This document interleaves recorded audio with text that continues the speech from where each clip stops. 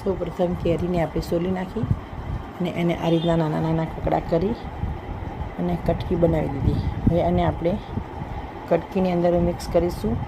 જેટલી કટકી હોય એ પ્રમાણે ગોળ. ધારો કે મારે આ કટકી 500-600 ગ્રામ જેવી છે, તો 600 ગ્રામ જેટલો ગોળ એકદમ નાનો દૂર એડ કરવાનો અને પછી આચાર મસાલો તૈયાર હોય એ એની અંદર મિક્સ કરવાનો.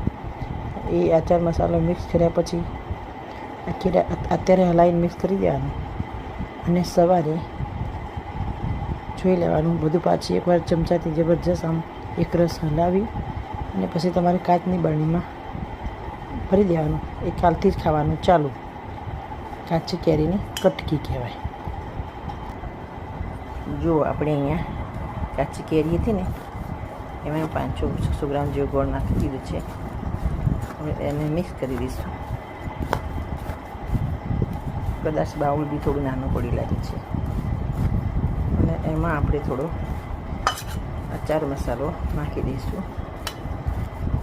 આચાર મસાલો થોડો છે પણ ઓછો હોય એવું લાગે છે, તો અત્યારે જેટલો છે એટલો નાખી દઈએ.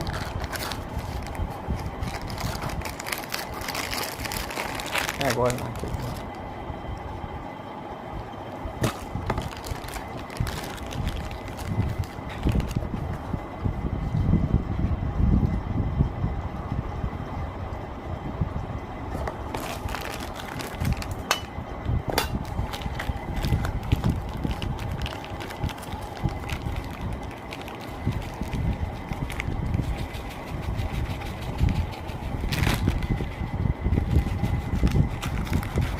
જો આપણે એવું લાગે કે ચાલી જશે તો બીજાની જરૂર નથી. ઓછું લાગે તો નાખીશું. આચાર મસાલા અલગ અલગ બ્રાન્ડના અલગ અલગ મળે છે.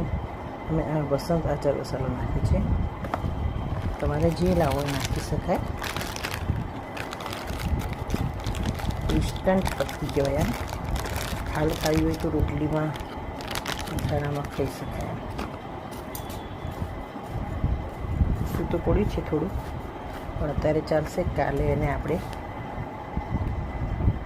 બીજું લાવીને એડ કરી દઈશું. એટલે ગોળ અને મસાલો એકદમ ભળી જાય ને એટલે કાલે સવારે આપણે એને ભરી દઈશું.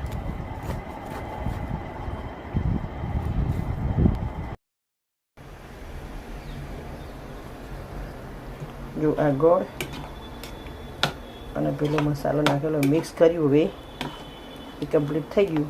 હવે કાચની બોટલમાં ભરી દેવાનો.